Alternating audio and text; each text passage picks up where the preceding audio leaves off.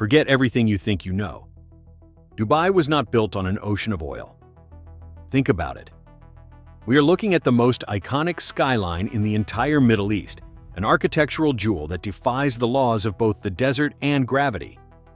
In 1975, barely 175,000 people walked its streets. Today, in the middle of 2025, that figure is nearing 4 million inhabitants. Can you imagine a population growth of 2,185% in just 50 years? But here is the secret. This empire was not founded on crude oil, but on something much more fragile, more volatile, and yet much more powerful. It was built on a promise. An ironclad, immovable promise. No matter what war, what revolution, or what regional catastrophe consumes neighboring countries, the chaos stops right at the Dubai border. Is it possible to shield peace and stability in the middle of an absolute storm? In Dubai, that security has an exact market value and an infrastructure that backs it up. As 2025 came to a close, the city's international financial center became the ultimate bunker for global capital, housing 290 banks, more than 100 high-risk hedge funds, and 500 wealth management firms. As if that weren't enough, more than 1,200 family entities manage generational fortunes from this glass oasis. Why are all eyes on this place right now? Just last year, the United Arab Emirates became the world's #1 destination for big fortunes, attracting nearly 10,000 new millionaires in a single year. Not Singapore, nor Switzerland, nor any other traditional financial power has been able to compete with this. No place on earth has the magnetism that Dubai projects at this moment. Is this the ultimate refuge for the money of the future? Or are we witnessing the largest and riskiest social engineering experiment in history? Just 3 days before the first attacks shook the board, real estate giant Emaar Properties reached a historic valuation of 149 billion dirhams. We are talking about $40.6 billion as of February 25, 2026. The real estate sector wasn't just growing, it was exploding. The city had broken the 4 million resident barrier for the first time in August 2025, and the projections were staggering: 5 million by 2030 and nearly 6 million by 2040. How is such a level of acceleration possible in such a short time? The answer has a specific name: the Golden Visa Program. This legal magnet was sucking in entrepreneurs and ultra-wealthy families from every corner of the planet, and the statistics don't lie. In a single year, more than 231,000 new residents arrived. The population was skyrocketing at an annual rate of 6.13%, the highest rate recorded in years. But it wasn't just quantity. It was an unprecedented concentration of wealth. At the last count, Dubai already had 81,200 millionaires walking its luxurious avenues. Add to that 237 centimillionaires and 20 of the world's richest people, the heavyweights of the Forbes list. The city wasn't just expanding, it was flooring the accelerator toward a future that seemed unstoppable. Was this the peak of a golden age, or simply the calm before a storm that no one saw coming? Then, February 28th arrived. Saturday afternoon, peak tourist season, and in the middle of Ramadan. Time equals, quote, 0.8 seconds, quote, / greater than Dubai's beaches were packed, brunches at luxury hotels were at full capacity, and swimming pools were a parade of exclusivity. While Palm Jumeirah hosted thousands of Europeans and the marina filled with yacht parties, the sky turned black. Iran launched a brutal offensive: 189 ballistic missiles, 941 drone strikes, and 3 cruise missiles aimed directly at the United Arab Emirates. Most were intercepted, yes, but others were not. And those that managed to hit didn't just destroy buildings. They blew apart the fundamental promise upon which everything Dubai represents is built. Was it an isolated attack? Not at all. That was Tehran's response to a coordinated military operation between the United States and Israel against Iranian soil. Operation Roaring Lion had struck at the heart of the Persian leadership, its critical infrastructure, and its defense systems. Iran had already warned, if they were touched, every U.S. base in the region would become a legitimate target. And here lies the death trap for the Emirates. On the outskirts of Abu Dhabi sits Al Dhafra Air Base, a strategic enclave that houses key U.S. military assets. That presence was what put the Emirates, and by extension Dubai, right in the crosshairs. What good is extreme luxury if the shield of invisibility is broken forever? In an instant, the safest refuge on the planet became the front line of a war that wasn't its own. How does capital react to the sound of air raid sirens? For 4 decades, Dubai dedicated itself to sculpting an invisible belief. The idea that, in some magical way, it was exempt from the relentless logic of the region where it sits. But on February 28th, the reality of the Middle East decided to disagree. To understand the magnitude of what happened that day, you first have to understand what Dubai actually built, and why the product they were selling to the world was never what it seemed at first glance. Do you think all of this is sustained by oil? Nothing could be further from the truth. Dubai has hardly any crude oil. In fact, oil represents less than 2% of its gross domestic product. Its neighbor, Abu Dhabi, possesses more than 90% of the Emirates' reserves and continues to function largely thanks to hydrocarbon revenues. Dubai, in contrast, took a much riskier path. It decided to replace oil with something infinitely harder to build, but terrifyingly faster to destroy. Greater than it built its empire on trust. That trust was its shield, its currency, and its greatest asset. An intangible that convinced the world's capital that this piece of desert was the only safe place in a neighborhood on fire. But what happens when that security bubble bursts before the eyes of the entire planet? Can an economy based on perception survive the impact of real artillery? What came after February 28th was not just an economic crisis, it was the collapse of an identity. It all began in 1985 with the launch of Emirates Airline. It was the first step in turning Dubai International Airport into the absolute epicenter of global aviation, a hub that, in 2024, moved a staggering 127.7 million passengers between Dubai and Abu Dhabi. Can you visualize that human tide? We are talking about 90,000 people daily crossing the skies of Dubai, Doha, and Abu Dhabi through just 3 giants: Emirates, Qatar Airways, and Etihad. Dubai didn't just build runways, it designed a strategic bridge between continents. If you draw a circle of just an 8-hour flight from the Middle East, you find 2/3 of the world's total population. It is a privileged geographical position that Dubai exploited with surgical precision, proclaiming itself the mandatory layover for the entire world. They became the heart that pumps the global flow of travelers. But the master plan didn't end with planes. Once they managed to get the entire world passing through their terminals, they made the ultimate move, attracting capital. If you get people to walk through your house, the next step is to convince them to leave their money there.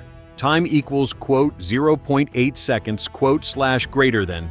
How do you transform a waiting room into the greatest financial center of the 21st century? The strategy was as aggressive as it was brilliant, and the results were about to change the history of the modern economy. Dubai designed its demographic and economic structure on a fascinating foundation: the flight patterns of the world's wealthiest and the world's most desperate. From Syrians displaced by civil war to affluent families fleeing instability after the Arab Spring. After the outbreak of the conflict in Ukraine in 2022, Russians and Ukrainians alike landed on its shores seeking neutral refuge. Even British millionaires joined the exodus, leaving a United Kingdom projected to lose more than 16,000 high-net-worth individuals in a single year. Do you realize the magnitude? It was the greatest flight of human and financial capital we have seen in a decade. They all came to Dubai chasing exactly the same thing. They sought stability in a broken world. They sought a tax-free paradise. But above all, they sought safety. The city offered something that seemed out of another era. Residents left their cars unlocked and their front doors unbolted. In what other major 21st century metropolis could you afford that luxury of trust? While in other world capitals, exclusive neighborhoods shield themselves with patrols and extreme surveillance cameras, the streets of Dubai simply remained open. It wasn't an optical illusion. Its crime statistics were among the lowest of any major city on the face of the earth. Dubai didn't just sell luxury properties or golden Ferraris, it sold the peace of mind that the rest of the world could no longer offer. But what happens when the safety of the streets is threatened from the sky? Is the risk still worth it when the sanctuary ceases to be impregnable? 100% foreign ownership, a total absence of income tax, world-class infrastructure, and a regulatory framework that was the exact mirror of London or New York. Add to that the famous Golden Visa. That was the real product. That was what Dubai was truly selling to the world. Forget the Burj Khalifa, forget the Palm Jumeirah, the hotel brunches, the yacht clubs, or the exclusive beaches. The real product was the silence of the sirens. The product was the absolute certainty that no one, ever, would need to know where the nearest shelter was. But on February 28, 2026, Dubai woke up with a jolt. It discovered that it didn't have a single public air raid shelter. Not even one. Can you imagine the panic in the city of the future? Residents had to spend the night huddled in underground garages, between luxury cars and concrete columns. There were desperate parents telling their children that the explosions over their heads were just Ramadan fireworks, or the cannon shots that traditionally mark the iftar. Chaos took hold of the skyscrapers. Building management sent frantic messages asking everyone to take cover in the basements. Fitness centers closed their doors, food delivery apps collapsed under impossible demand, and supermarket shelves were emptied in a matter of hours. In a single night, the oasis of peace turned into a glass trap. What is the value of your $10 million penthouse when the basement is your only hope for survival? Can trust be rebuilt when the sky becomes a constant threat? The streets that would normally vibrate with life well into the early hours were deserted. By Sunday morning, Dubai had become unrecognizable.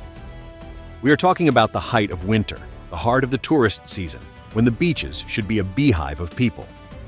Instead, the sky of one of the busiest airports on the planet was emptied of planes for the first time in recent memory, except for the darkest days of the pandemic. But why did this happen? The attacks were not random. The selection of targets was a direct message to the heart of the system.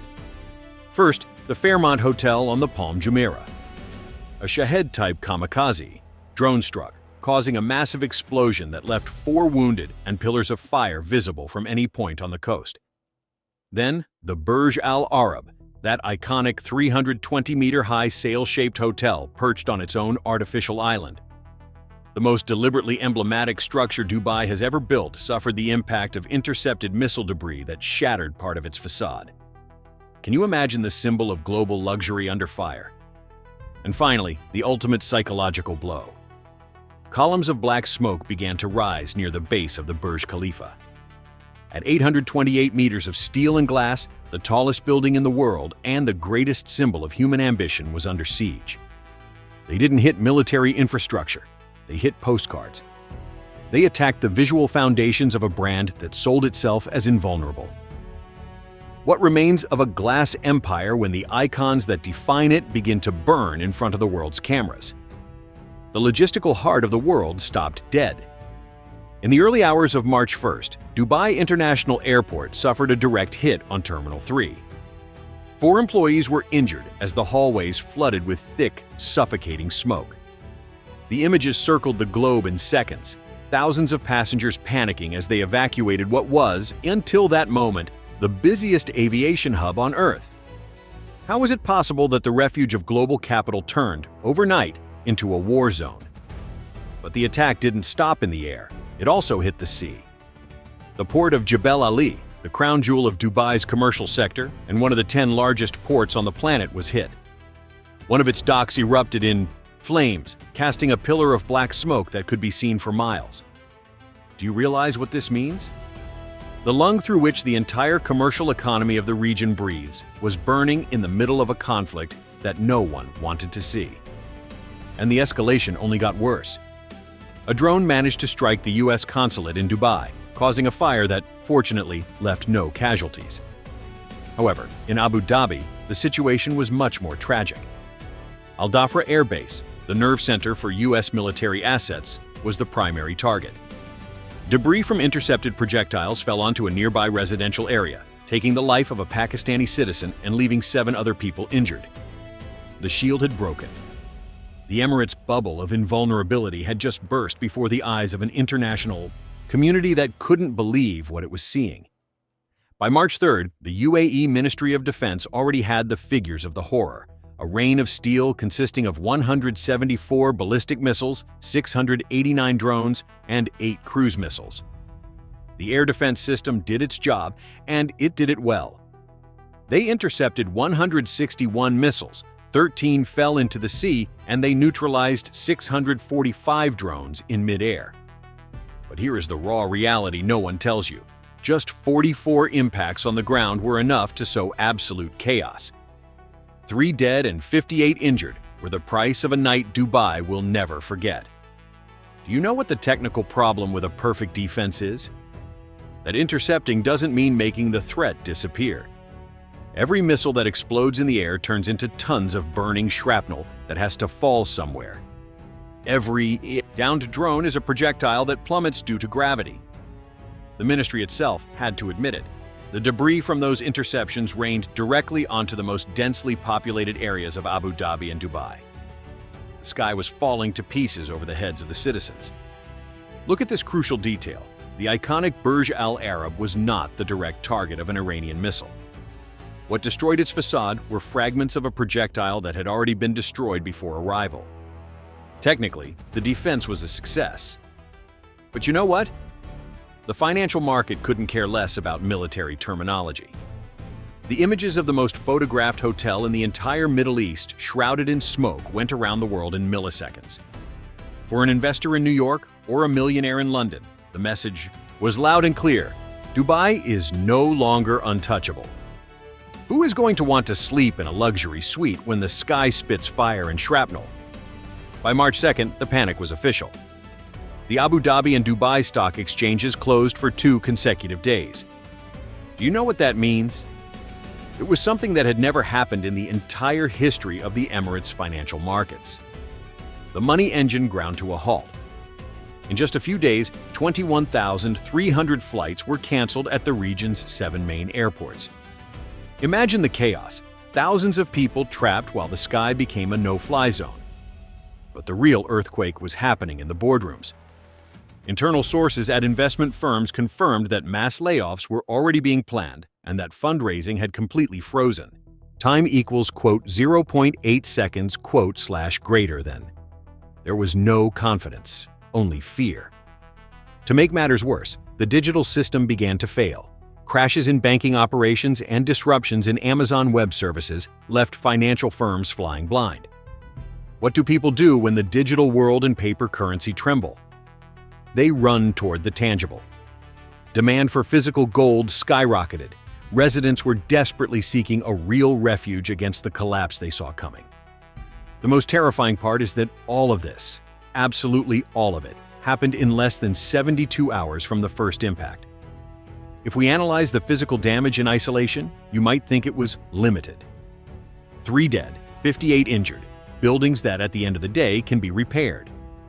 A dock that can be rebuilt, or an airport terminal that reopens within a few days. Time equals, quote, 0.8 seconds, quote, / greater than. But is it really the concrete that matters here? Or is the invisible damage much deeper than any crater in the asphalt? What broke wasn't a wall. It was the illusion that Dubai was untouchable. But here is the true key. Dubai's economy is not a physical economy. It is a psychological economy. This entire empire functions thanks to perception, and that image of invulnerability that blew apart on February 28th had taken decades to build. Do you understand the real drama now? Dubai's structural problem isn't the missiles. Missiles, as we've seen, can be intercepted. Damaged buildings can be repaired with cement and money. Even airports returned to operation just days after the first attacks. In fact, technical normalcy was trying to poke its head out. Some flights began to take off, with airlines like Virgin Atlantic gradually resuming service. Emirates was already organizing repatriation operations for those who wanted to flee. If you look at the sky, the Burj Khalifa is still there, defiant. The Burj Al Arab remains standing on its island. The Palm still draws its silhouette in the sea. The infrastructure, for the most part, is intact. So if everything is still in its place, why does it feel like it's all over? Because what has broken is not the steel, it's the faith of the investors. What is the value of the tallest skyscraper in the world if you can no longer guarantee that tomorrow it will still be a safe place? Concrete survives impacts, but trust is much harder to rebuild than a glass facade. Is this the beginning of the end for the desert Mirage? But the Dubai model was never really about the buildings. It was about mobile capital. We are talking about the most liquid and volatile money on the planet, managed by people who chose Dubai precisely because they have the ability to leave any place at any time. And do you know the defining characteristic of mobile capital? It moves. Period. 92% of Dubai's population is expatriate. They didn't go there because of an emotional bond or ancestral roots. They went because the math worked in their favor. Tax-free income, luxury infrastructure, and total security. It's a simple mathematical equation. But the moment a single one of those variables is altered, the result of the operation changes completely. Would you keep risking your fortune in a place where the sky is no longer safe? The ultimate irony is that Dubai's own rise was fueled by the instability of others. This isn't a cynical observation, it's the city's documented history. Dubai flourished by collecting the fear and the money fleeing wars in other countries.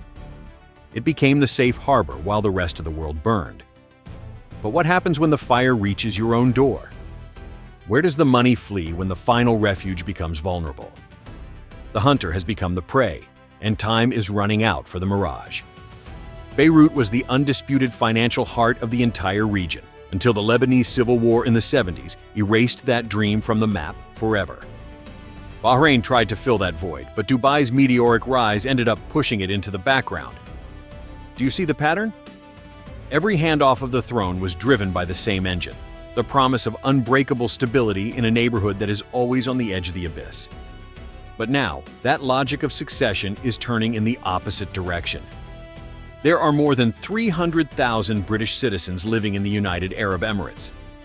Just 48 hours after the first attacks, the British Foreign Secretary had already activated support systems to help his compatriots flee the Gulf. Thousands of people who escaped unstable countries to take refuge in Dubai now find themselves in a city that is much more dangerous than it was just a week ago. Geopolitical risk has moved from being a theory to a crushing reality. Is this the moment the world starts looking for a new refuge? Financial experts are already talking about a 70% probability that this risk will persist in the long term, forcing a recalculation of Dubai's value as a global destination. The longer this conflict drags on, the stronger the search for alternatives will become. Singapore, Zurich, London, and Lisbon. Suddenly, all these cities seem like much more sensible options than they did on February 27th. As international analysts say, capital is extremely mobile. It has no loyalty, it only seeks survival. Dubai wasn't built on oil, it was built on a promise. Today, the beaches are empty. The arrival screens at the airport are off. The stock exchanges have closed in a way we've never seen before. The same. Highways that should be jammed with residents heading to their luxury brunches were deserted the morning after the disaster. Only one question remains that truly matters. Can the promise survive? The answer is not in the hands of the sheikhs or the builders. It depends on something Dubai cannot control: how long the war lasts. Because the asset that cannot be rebuilt with construction crews or insurance payouts is not a hotel or a port or an airport terminal. It is the idea. That idea that no matter what happened in the rest of the Middle East, this city would always be different. That idea blew apart on February 28, 2026. And there is no air defense system in the world capable of intercepting the collapse of an idea.